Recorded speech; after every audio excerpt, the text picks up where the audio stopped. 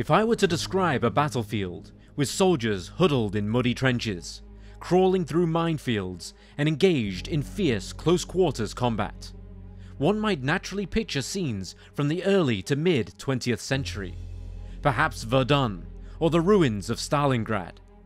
Yet these images unfolded not in some bygone era, but in Ukraine only a few years ago, and the conflict is still ongoing today. Beginning in August 2022, Bakhmut, a modest city in eastern Ukraine, was transformed, becoming one of the longest and most ferocious engagements of the current Russo-Ukrainian war. What had once been a provincial hub, known for salt mines and vineyards, became a charred landscape of shallow ravines, shell-pocked avenues, and bomb-scarred ruins. By the time the fighting ended, the vibrant life of the city had been extinguished. Only a few hundred residents remained amid streets and fields now strewn with waist-deep craters and mine-strewn rubble. The scale of devastation, humanitarian distress, and military investment in a city of fewer than 75,000 people was unprecedented in Europe since World War II. The human toll on combatants was equally severe, being described as a meat grinder. Estimates suggest that up to 100,000 Russian personnel, including 20,000 Wagner Group mercenaries, were either killed or wounded in the campaign. On the Ukrainian side, while figures are less precise, some records note tens of thousands of casualties, with entire brigades sometimes losing over 80% of their manpower. Each day, hundreds of lives were lost on both sides. A grim reminder that while the battlefield may have seemed like a relic of a different age, the human suffering was all too present. In this episode, we will explore how a relatively mundane city became the centerpiece of a deadly campaign.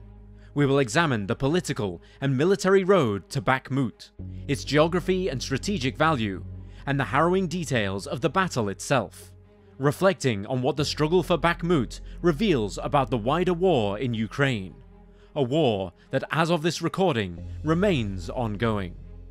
Welcome to Wars of the World.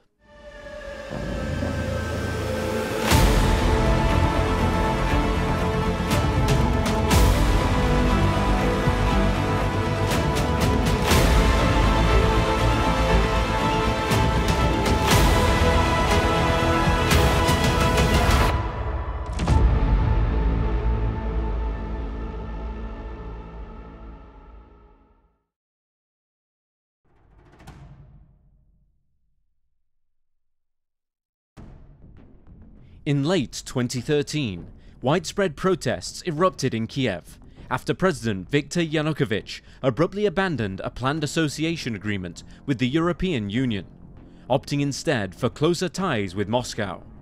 These demonstrations, known as the Maidan Revolution, escalated in February 2014, culminating in violent clashes that left over 100 dead in what was the bloodiest week in Ukraine since independence in 1991. Yanukovych fled the country, and a new interim government with a pro-Western orientation was installed.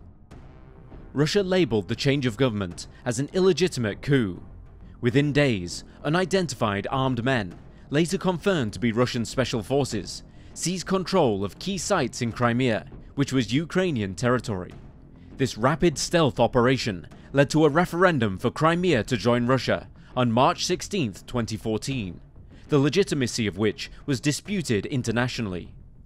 Official results showed 97% were in favour of joining Russia, with the vote occurring under heavy Russian military presence. On the 18th of March, Russia formally annexed Crimea, an act which was condemned by the United Nations General Assembly, which overwhelmingly affirmed Ukraine's territorial integrity. In the wake of Crimea's annexation, pro-Russian separatists seized government buildings in Donetsk and Luhansk, declaring independence from Kiev. Ukraine responded by launching a military operation, but the conflict hardened into a stalemate. The Minsk agreements of 2014 and 2015 aimed to halt the fighting, yet skirmishes continued, and the toll by early 2022 had reached at least 14,000 deaths and 2 million displaced. Behind the scenes, NATO and the EU were also reacting. The alliance condemned Russia's actions and reiterated its opposition to spheres of influence, emphasizing Ukraine's right to sovereign decision-making, including eventual membership to the EU. At the same time, Ukraine accelerated its military reform and received additional Western weaponry, such as HIMARS rocket systems, enhancing its capability to withstand Russian advances. Moving into early 2022, President Vladimir Putin formally recognized the independence of the self-proclaimed Donetsk and Luhansk People's Republics, framing his move as a mission to protect ethnic Russians in eastern Ukraine. Then on February 24, 2022, Russia launched a full-scale invasion, opening multiple fronts. Putin's government cited NATO's eastward expansion as justification, along with alleged threats against Russian-speaking populations. The Russian strategy appeared to aim for a swift victory, attempting rapid encirclements on Kiev and Kharkiv. However, Ukraine's forces, having retrained and rearmed since 2014, offered stubborn resistance and enjoyed increasing support from their Western allies. While the campaign to capture Ukraine's capital faltered, Russia accepted significant losses. By mid-2022, the initial thrust deep into Ukraine had slowed, and Russian forces pivoted towards the Donbass region as their primary objective. Capturing this area would not only fulfill declared goals of liberating Donetsk and Luhansk, but also help to establish a continuous land corridor from Russia to Crimea, a major strategic aim since 2014. The seaborne corridor to Crimea had been disrupted by Ukrainian strikes on Russian naval assets, underlining the importance of securing ground routes. It is here that attention turned to Bakhmut, a relatively small city, but one positioned along key regional lines of communication. As the front lines shifted eastward, Bakhmut emerged as the next focal point in Russia's advance across Donetsk Oblast. Russian officials continued to frame operations in the area as part of a broader special military operation designed to protect Russian speakers and dismantle Ukraine's military infrastructure. Ukrainian forces, meanwhile, prepared extensive defensive positions to resist any attempt at a breakthrough. Thus, by summer 2022, a long-lasting struggle for Bakhmut was set in motion. Russia was pushing to consolidate its hold on Donbass and secure Crimea, while Ukraine was digging in to prevent another breakthrough. Bakhmut's importance lay not in its size, but in what it represented: a defensive bulwark, a symbolic prize, and part of a wider geopolitical contest that had begun with Maidan, accelerated in Crimea, and spilled into the war's current front line.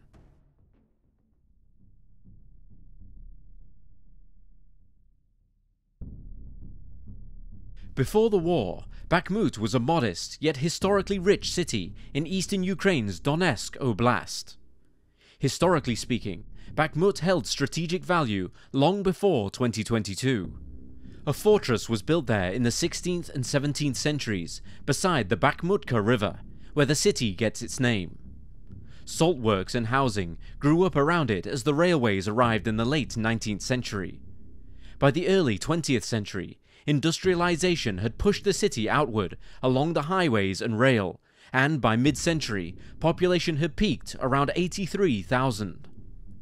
Over time, during the 19th and 20th centuries, Bakhmut grew into a modest industrial hub, its economy anchored in salt and gypsum mining, while its underground caverns served as cellars for a notable sparkling wine industry, earning Bakhmut a reputation as the city of wine and roses. Lined with leafy avenues, parks, and late 19th century buildings, the city maintained a modest tourism scene that complemented its industrial base. Demographically, Bakhmut reflected eastern Ukraine's linguistic tapestry. The population had dipped to around 75,000 in early 2022, with around 70% of residents identifying as ethnic Ukrainians, along with a significant Russian minority of about 28%, and a mix of ethnic Belarusians, Armenians, Roma, and Jews. Though not a major metropolis, Bakhmut's appeal in military terms lay in its position as a logistical crossroads. It sat at the intersection of key road arteries, notably the MO3, which connects Kiev to Donetsk, and their rail lines, which serve the wider Donbass region.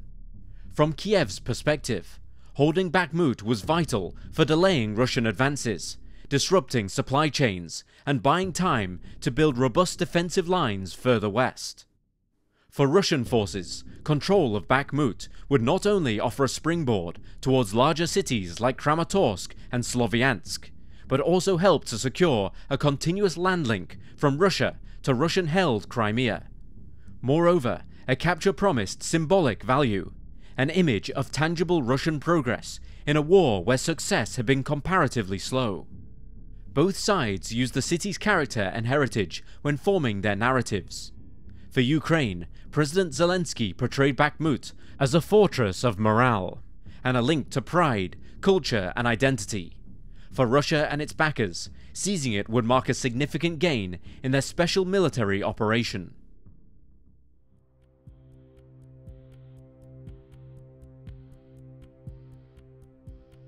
By late summer 2022, the landscape surrounding Bakhmut had shifted from a quiet, if tense, agricultural region to one of the most violently contested zones in the war. Russian forces began their assault in earnest between August and October, slowly tightening their position around the city's outskirts. Villages like Opitne, Ivanrad, and Vershina became the front lines of a grinding advance, often changing hands multiple times under a ceaseless storm of artillery. Central to this phase was the involvement of the Wagner Group, a Russian private military company whose tactics became infamous as the battle unfolded. Initially formed years earlier for clandestine operations, Wagner had, by this point, evolved into a semi-official arm of Russia's military strategy in Ukraine. Their recruitment drive had focused on Russian prisons, trading clemency for combat. By deploying former convicts alongside their seasoned fighters, Wagner could flood narrow sectors with manpower, regardless of the cost. One captured Russian soldier told CNN that from his unit of 600, only around 170 remained after a few weeks of operations. These forces were used as shock troops, probing Ukrainian defenses, absorbing casualties, and then giving way to regular Russian formations. Their own commanders would reportedly refer to this as meat grinder tactics.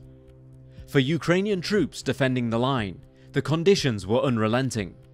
As autumn progressed, both sides dug into a style of warfare that bore eerie similarities to the great battles of the 20th century. Fields were carved up by trenches stretching for hundreds of meters across open ground. Ukrainian defensive lines extended outward from the city center in layers, designed to blunt any direct assault. The soil, churned by shellfire and tracked vehicles, had turned to thick mud. Trenches were reinforced with timber, tires, wire mesh, and whatever other material could be scavenged. According to France 24, soldiers reported that it could take up to 2 weeks to dig a new position under the shellfire, often using only basic tools and limited cover. In contrast to the trenches, reminiscent of warfare from the early 1900s, the air above gave way to modern technology as the use of drones became ubiquitous. Both sides had employed commercially adapted quadcopters for surveillance and artillery spotting, but their use quickly evolved into offensive roles as well. Some dropped modified grenades, others acted as suicide drones, flying directly at their targets. The skies above Bakhmut buzzed constantly with their presence. Yet with every new innovation came a countermeasure. Russian forces in particular began jamming the drone signals using electronic warfare tools, attempting to blind Ukrainian units or to hijack their video feeds. The battle for Bakhmut thus became a fusion of old and new, a war of trenches and minefields, but also of drones, jamming, and precision strikes. Ukrainian defenders were often forced to operate in near-total isolation, navigating through belts of mines that blanketed the approaches to every strongpoint. One Ukrainian soldier named Serhiy told CNN how he was wounded and then trapped in a dugout for days with limited water and medical supplies, surviving on chocolate and painkillers dropped by drones. As Russian troops encircled his position, Serhiy had no choice but to call artillery on his own coordinates to escape. Meanwhile, a member of Ukraine's honor company recounted preparing trenches under the constant threat of shelling and drone strikes. When Russian troops breached their perimeter in the early hours of April, his unit scrambled through holes blasted in rooftops to ambush these attackers, forcing them to retreat. Others described nighttime supply missions where quadcopters were used not for attack, but to deliver vital items, blood bags, water, ration packs. Improvisation was often the difference between survival and disaster. From the Russian side, testimony suggested morale was far from uniform. One Wagner recruit said that they were paid well, but thrown into near-suicidal assaults with little regard for casualties.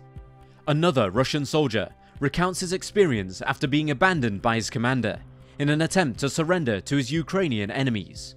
Quote, "I hid in the trenches. Those who wanted to run from one position to another were simply shot down by machine guns and tanks. Then I heard the Ukrainians approaching us. I started shouting, 'We surrender!' Then they threw a grenade at us. I was lucky that I wasn't killed by the grenade and that I surrendered as a prisoner. I felt fear, pain, and disappointment in my commanders." End quote. Similar to the wars of the 19th century, artillery remained king. Russian forces regularly fired tens of thousands of shells per day, a figure vastly outmatching Ukraine's own firepower at this time. Forests were flattened, and buildings collapsed into rubble. Ukrainian units operated under a constant barrage designed not to destroy specific positions, but to grind defenders down psychologically. Tank crews, like those of the Ukraine's 93rd Mechanized Brigade, recalled firing hundreds of mortar rounds in a single 20-hour span, trying to stall wave after wave of Russian movement. One crew member told The Guardian that they had to rotate shifts underground just to avoid mental and physical collapse. Throughout these months, Wagner's role expanded. The group reportedly took on responsibility for securing Bakhmut's southern and eastern flanks, where the terrain allowed for less armoured manoeuvre and more infantry-led assaults. Their fighters advanced building by building, trench by trench, often under the cover of night. But progress was slow and brutally costly. Despite localized gains in the rural outskirts, Ukrainian positions inside Bakhmut itself held firm, creating a patchwork front line in which neither side could claim full control. What became clear during this phase was that neither Russia nor Ukraine viewed Bakhmut as a city to be taken or held quickly. For Russia, the battle served both as a stepping stone to further advances in Donetsk and as a demonstration of their resolve. The capture of Bakhmut, however long it took, would serve as a symbolic counter to months of stalled offensives elsewhere. For Ukraine, the city became a defensive anchor. Holding it meant bleeding Russian forces dry, buying time to reinforce other fronts, and potentially laying the groundwork for future counterattacks. By the end of October, the battle lines had barely moved in a strategic sense, yet the human cost had already been enormous.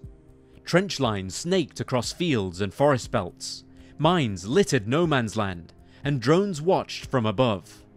And deep underground, in bunkers and cellars, soldiers on both sides dug in for what was becoming one of the most defining and punishing chapters of the war.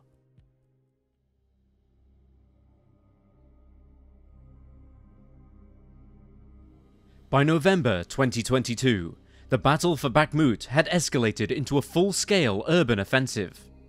Russian forces, bolstered by Wagner-led infantry and redirected regular units, intensified assaults on surrounding towns with the clear aim of encircling the city.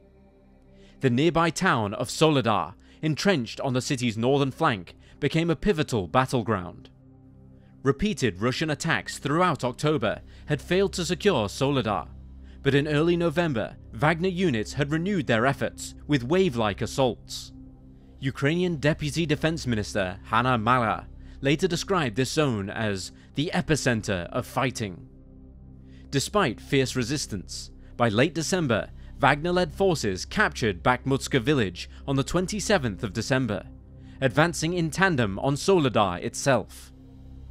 The nearby Yakovlivka was also overtaken between the 14th to the 16th of December, prompting Ukrainian reinforcement. These successes broke through Ukraine's northern defences, swinging momentum towards Bakhmut. In early January 2023, a decisive blow was landed. On January 10th, Russian forces reportedly seized Soledar's salt mine and associated tunnels. These mine shafts had become tactical strongpoints, and by January 16th, the town was effectively under Russian control, though Ukrainian officials delayed confirmation until January 25th. This capture opened the northern gateway for a more sustained siege of Bakhmut. In the meantime, President Zelensky had made surprise visits to frontline troops, first on December 20th, 2022, praising them for superhuman resilience, and then again in late March 2023. These visits underscored the city's symbolic and morale-boosting significance for Kiev. With the fall of Soledar, Russian forces tightened the ring around Bakhmut from February onwards. By the 1st of February, Russian troops were threatening key supply lines along the MO3 and H32 highways to the north. On February 11th, the village of Krasnohora fell, bringing Russian lines nearly within artillery range of Bakhmut's eastern suburbs. Despite the mounting pressure, Ukraine held fast. However, attrition was intense. Analysts estimated up to 820 Russian casualties between Bakhmut and Soledar in mid-February. By the 22nd of February, Russian forces had almost encircled the city, with fronts emerging to the south, east and north of Bakhmut. In early March, Ukraine executed a tactical withdrawal from the eastern bank of the Bakhmutka River, moving to fortified positions and destroying bridges to slow Russian advance. Despite these measures, street fighting began in earnest by the 4th of March, with one deputy mayor stating that Russian forces had not yet breached the city centre. Meanwhile, Wagner's leadership had framed the situation as near total encirclement. Over the next week, urban combat intensified. By March 11th, the UK Ministry of Defence reported that Wagner units were taking the lead, while the river area had become a killing zone. The Azom chemical plant, lying deep within eastern Bakhmut, fell to Wagner forces on the 26th of March, marking a key strategic and psychological victory for the attackers. In early April, further ground was lost by the Ukrainians. On April 2nd, Wagner claimed to have raised a flag above the city hall, though Ukrainian forces disputed the scope of that claim. Either way, the city centre itself reportedly came under Russian and Wagner control by April 6th. Despite this, Ukraine retained pockets of resistance. By April 11th, British defence sources suggested that more than 20% of the city remained under Ukrainian control. As late as April 26th, British intelligence reported activity around the western outskirts near Kromov. Ukrainian forces continued launching limited counterattacks, slowing further Russian consolidation. Through this period, the battle for Bakhmut exemplified a war of attrition. Neither side could deliver a decisive blow quickly. Each tactical gain, Soledar, Krasnohora, the Azom plant, came at a high cost. Russian forces, particularly Wagner units, bore heavy casualties in the effort to tighten the encirclement.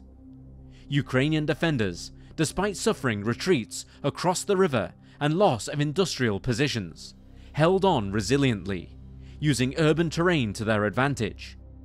This chapter of Bakhmut's defense prepared the way for the final phase, when in May 2023, Russian forces would finally claim near total control of the shattered city.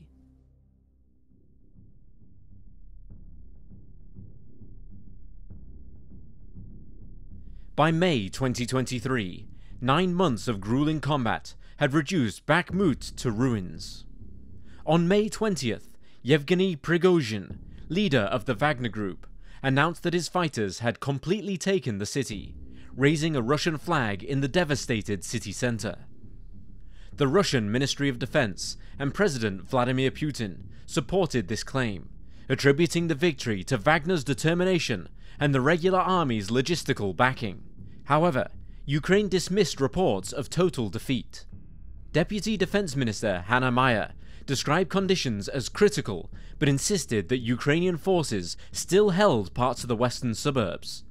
Commander Oleksandr Syrsky echoed her comments, stating that heavy fighting continued on the flanks, and that Ukrainian units were launching counteroffensives around Klishchivka and Orikovo-Vasilivka. British intelligence likewise confirmed residual Ukrainian positions along the TO-504 highway, notably in the southwest, even as Russian forces solidified their hold on central districts. In the following days, Prigozhin announced a planned withdrawal. Wagner would hand over control of the city to regular Russian forces and DPR-aligned militia by June 10th. He publicly blamed high casualties and severe ammunition shortages on Russian military leadership, warning that Wagner troops risked dying senselessly without proper supply. The fall of Bakhmut would have more profound consequences than a simple local triumph. Prigozhin's repeated complaints of shell hunger and accusations of bureaucratic sabotage highlighted deep fissures between Wagner's privately led campaign and the Russian Defense Ministry. These tensions escalated later into a high-profile armed mutiny in June. Although it ultimately subsided, Prigozhin later died in August under mysterious circumstances. The casualty figures following the battle were staggering. Independent researchers estimated that nearly 20,000 Wagner fighters, many recruited as convicts or with little training, were killed in the 10-month operation, at an average of over 200 fatalities each day. Ukrainian losses are harder to quantify precisely, but UA losses confirms over 11,800 Ukrainian soldiers were killed. Russia presented Bakhmut as a symbolic victory, the first unambiguous battlefield success since early 2022. Meanwhile, Ukrainian leaders framed their defense as a strategic operation aimed at depleting Russian resources and delaying further offensives elsewhere. Ultimately, Bakhmut's fall was neither an unequivocal victory nor a defeat.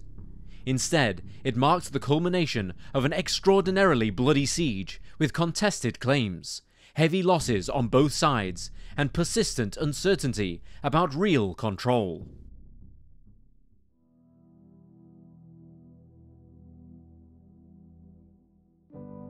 By the close of May 2023, the Battle of Bakhmut had left the city in ruins and reshaped the fortunes of both armies. The human cost was staggering, with the average of over 200 fatalities daily making it one of Russia's bloodiest engagements since the Second World War. Material devastation was also vast. By May, Bakhmut's pre-war population of around 75,000 had all but disappeared. Only a few hundred residents remained amid shattered buildings and waist-high minefields. The city's centuries-old heritage, including its salt mines and vineyards, lay smothered beneath rubble, mud, and debris. From an analytical perspective, Bakhmut offered tactical advantages and symbolic value, but its strategic importance was limited. Control of Bakhmut provided Russia with a modest boost to the land corridor between Donetsk and Crimea, and allowed artillery to reach deeper into Ukrainian-defended areas. However, both the UK Ministry of Defense and US National Security Council labelled its capture as largely symbolic, with little effect on the broader front. Analysts such as Konrad Muzeika and Mark Galliotti pointed to the classic case of a sunk cost fallacy, arguing that Russia pursued a costly, prestige-driven objective, as the value of the territory did not justify the human expenditure. For Ukraine, the defense came at a steep cost. Placing trained units and key artillery assets into Bakhmut depleted their reserves, which were needed for planned spring and summer counter-offensives. Yet advocates of the defense, like the Institute for the Study of War, and analysts such as George Barros and retired Colonel Mark Kansian, argued that forcing Russia into a war of attrition was strategically sound. They claimed that Ukrainian resistance significantly weakened Russian offensive capacity, preventing deeper advances into Donetsk and limiting Moscow's ability to launch their other operations. The consequences also extended beyond the battlefield. Wagner's heavy losses ignited a bitter public feud between Yevgeny Prigozhin and the Russian Ministry of Defense, damaging Russian military cohesion and culminating in a failed mutiny in June and the mysterious death of Prigozhin in August. In contrast, Ukrainian morale received a boost. President Zelensky repeatedly visited Bakhmut, underscoring it as a fortress and a symbol of national resilience. In the months that followed, Bakhmut became a staging ground rather than a frontline node.